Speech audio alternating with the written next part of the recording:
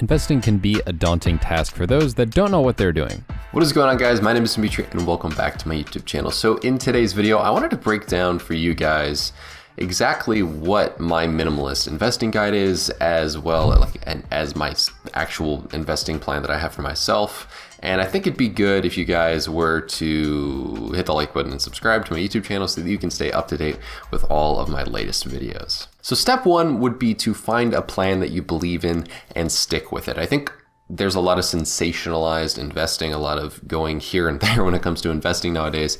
And taking one exact plan and being consistent with it, in my opinion and experience across a lot of things in life, just doing something very solid and being consistent with it will make that more successful than if you change things around a lot. I listened to Thomas Frank's podcast recently about how he and Martin had some regrets in their 20s. And one of those regrets that Thomas had was taking money out of his investment strategy to buy Tesla stock. So Thomas Frank basically he wasted some of that momentum that he had from the simple investing strategy of putting money into different index funds and ETFs by taking some of that out and putting it into Tesla, and it didn't exactly go well. I'd say personally, I think that's an example of something that maybe a lot of people do. I think maybe it's fun to invest a little bit, and he has a plan essentially where he has 99% of his investing is part of the consistent one, and then 1% is the fun. I just would say make sure you keep with the plan and don't change that ratio, because in the long term, a lot of these index funds, or even some blue chip stocks too, right? They're gonna go up much more than any random choice you make because you think you're gonna game the system, because even financial professionals and people who do this for a living, they don't have the same, sort of increase annually as something like the S&P does.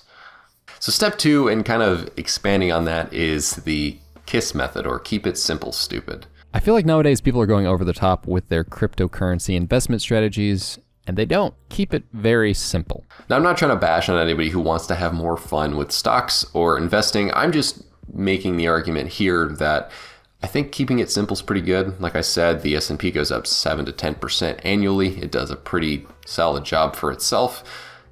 And while it may seem like fun to try to get your whole portfolio to be a certain way, I would personally say that if you're interested in keeping it simple, it can be beneficial for you not only mentally, but monetarily. So if you just do the exact same investing strategy and you don't have to worry about keeping this sort of in-depth touch, like you don't have to stay sort of deep in touch with the markets and how things are going and picking specific stocks, it saves you time, saves you mental energy, and honestly, it's not a bad monetary choice.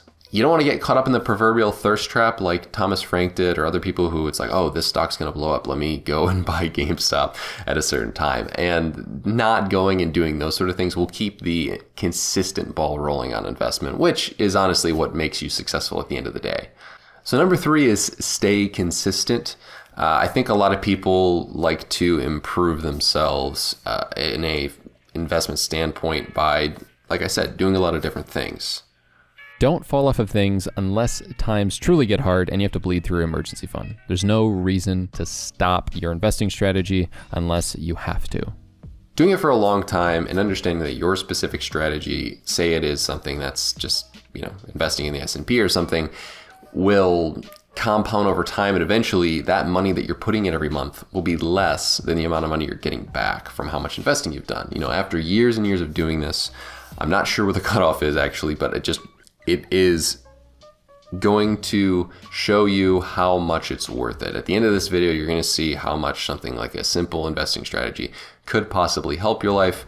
And I just want to reiterate here that staying consistent and doing something every month and keeping up with it and not having anything have it fall out of the habits that you have will really help you be financially successful at the end of the day. Say you have some hard times, as I mentioned earlier, that is one of the few times where you can stop doing it or take money out of it. But I mean, like in all full stop, you're having hard times, you've lost your job for a while and need to take money out for it. So what is my plan? Kind of simple, not too bad at all. I would say it's a mixture of two things at the moment. And this is something that I not thought about like insanely much outside of the fact that I know it's consistent. I know where the money goes. I know it's going to go up. And I'm going to break that down for you here. So nearly all that I have is centered around two things: the S&P index funds that I invest into, and putting the max contribution toward my Roth IRA. And at my age, the Roth IRA max contribution annually is $6,000, which means $500 a month out of my paycheck is put towards the Roth IRA. And then personally for me, the S&P, I put $100 of that towards my investments. A Roth IRA is an individual retirement account under United States law that is generally not taxed upon distribution. It's a really nice way to get your retirement savings underway. And that $100 a month, like I said, is something that is consistently going to gain me money, right? That along with the Roth IRA in its entirety, the Roth IRA, by the time you're done, it averages increasing by like 6%. That's what it's shown to do. And the S&P, more like 10%. So it averages out around 7.5 over the lifespan of, say, I do this for 42 years. And I'm going to show you exactly what the investments can do by the time I'd retire if I kept this up. From today, if I stayed consistent with this investing strategy, I would have multiple millions by the time I retire at 65, and that isn't even taking into account my 401k contribution from the jobs I will have throughout my life, and my general savings. Not a flex, but that's just kind of how math works. So to recap, find a plan that you believe in. It doesn't have to be the one I just laid out. However, that is like an extremely minimalist and simple, like, all right, I'm doing two things, and the Roth IRA is tax-free and the S&P is just going to go up based on how history is. And, diversification's good to a certain extent. However, I'd make the argument that S&P is kind of diversified. If you want to go into other index funds or ETFs, like, do what you want. I'm not a financial, I don't want to give, large investing financial advice. That's not me. But that's kind of where I'm at in regards to trying to keeping it simple. If you guys think that maybe it's difficult to set this amount of money aside per month from a minimalist standpoint, decrease some things, decrease expenses, look at my embracing financial minimalism video and see where I talk about, getting expenses decreased. I would say just if you're going out and buying coffee, stay home and do this. And all those sort of little small things.